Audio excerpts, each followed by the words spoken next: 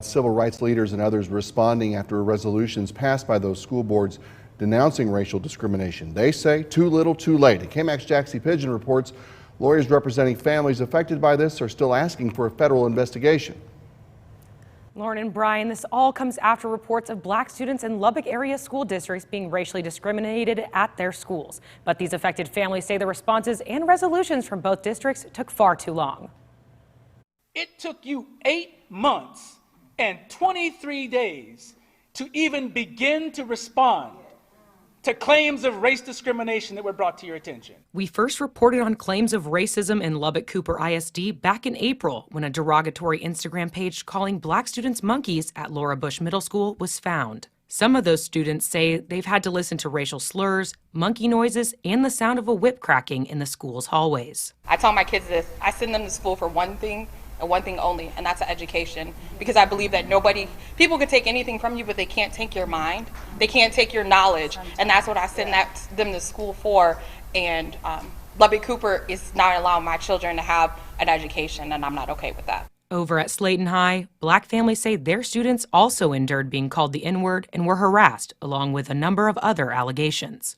With the help of the Lubbock NAACP, the IDRA, and attorneys, families from both districts filed an official complaint under Title VI of the Civil Rights Act in December. It's hard for me to think about this as a civil rights case. You have common law, but you've also got common sense, and you've got common decency.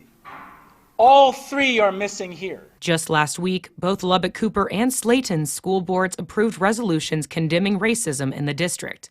But the group says those words came too late. For me personally, not the NAACP, the responses were nothing. We have children in 4th grade that don't want to go to school. We have children that are afraid of the environment in school, when school ought to be a safe haven. Thursday afternoon at the May Simmons Community Center, the group officially responded to those resolutions. Kemp says she believes those resolutions were an act of saving face for TV and the community. I hope that we can get through this, we can get past this, and most importantly, no other child should have to feel discriminated against at school. Henderson says his legal team has asked the Office of Civil Rights to investigate what's going on in Lubbock. The Fed can drop a hammer like no one else can.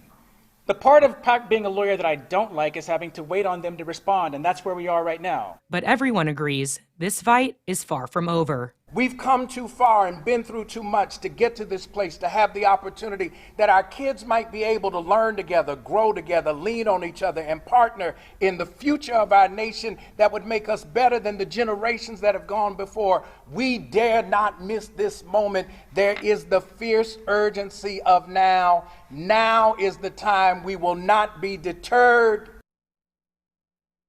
And parents from Lubbock Cooper claim the district still has not reached out to them to let them know their concerns are being heard. Lubbock Cooper disputes that, but the attorney for these families says they are still moving forward with the federal complaint filed with the Department of Education.